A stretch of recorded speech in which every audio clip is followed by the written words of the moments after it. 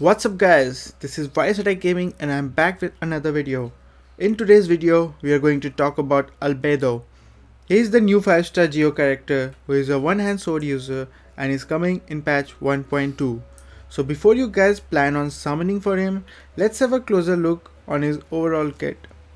Now, as for his base attack, it's more than most of the, all the 4-star characters out there. But compared to some of the 5-star characters, his base attack is a little bit low. So we can't really say if he's going to be a DPS character or a tanky support character. As for his defense, it is higher than most of the characters out there, even including the 5 stars. So his skill is really good with defense. He has a base geo damage bonus just like Zhongli and Ningguang. Also, he uses Cecilia flower for Ascension, which is the same flower for Venti. Now, as for his attack talents, he has the same 5 hit combo as any other one-hand sword user. But as for the damage per hit, it's a little bit low compared to some other one-hand sword user like Jean or Kiching. So I don't think it's going to be a thing where he's going to be the main DPS who is going to do auto attacks. But let's see his skills and burst to see if he can do some actual damage. So as for his elemental skill, he creates a field around him which does AoE geo damage. Now this field has certain properties. The first one being that whenever an enemy takes any damage inside the field, a blossom is created and this blossom will deal AoE geo damage, which is based on Albedo's defense. So Albedo also scales with his defense. Building more defense is good on him to do more damage. Another thing to note is that these blossoms can only be created once every 2 seconds, but the duration of the whole field or the elemental skill is 30 seconds. So, and the cooldown is only 8 seconds. So you can have this field up for almost all the time. Also, at the center of this field there is a locus, and when you go and stand on it, a platform will be generated which will lift you up at a certain height. So you can use it similar to Venti's E to reach at certain higher places. Now there can only be one field and one platform up at one time. Also, this is considered as a geo construct, so it will resonate with Zhongli's pillar, and you can hold this skill to set the position of the field. Now, as for his elemental burst, he creates a rock-like structure all around him, just like the Geo Traveler, and does a massive burst damage. Now, this damage is a little bit lower than Zhongli's, but whenever you have a elemental skill up on the field, it creates 7 fatal blossoms which does additional AoE geo damage. So if you compare the overall, like the total damage including the fatal blossoms damage, it does more damage than Zhongli's elemental burst. Also, the cooldown and energy cost is similar to Zhongli's elemental burst, 12-second cooldown with 40 energy cost.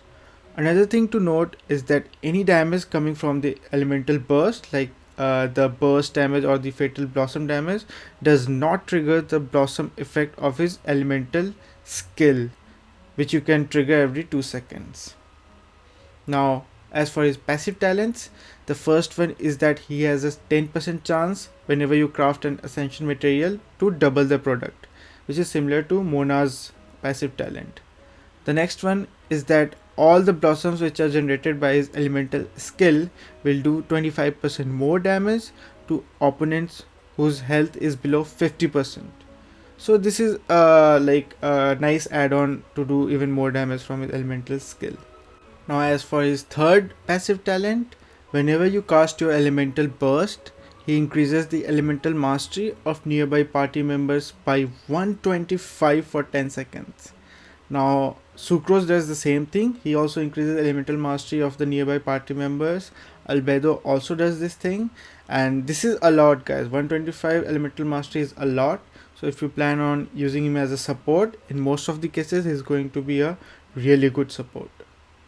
Now the next thing are his constellations. Now the constellation 1 gives him the ability to generate 1.2 energy every time the blossom is triggered inside his elemental skill. So this blossom can be triggered every 2 seconds. So basically, if you utilize this the best way, every 2 seconds you can have 1.2 energy for him.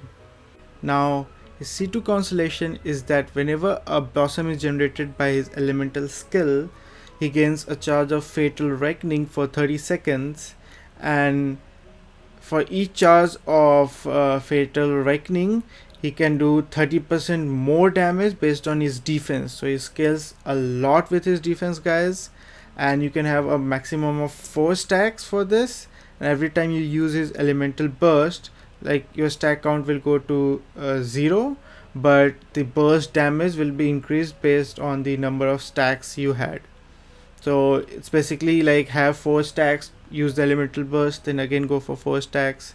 This is really good. Every 2 seconds you can have 1 stack because the blossom can be generated every 2 seconds. Now as for C4 constellation, all the plunging attack by any character, like any party members, increases by 30% whenever it's done inside his elemental skill area. So this is another good thing. This will be really good with Xiao when Xiao comes out, because Xiao does a lot of plunging attacks. And his C6 constellation is that the active party member inside the AoE created by his elemental skill, whenever it picks up a shield, crystallized shield, the damage will be increased by 17%, which is another good thing to have. So he's going to be a really good support overall. Now if you enjoyed watching this video, please give it a like and subscribe to the channel. This is it for today, guys. See you in the next video. Have fun. Cheers.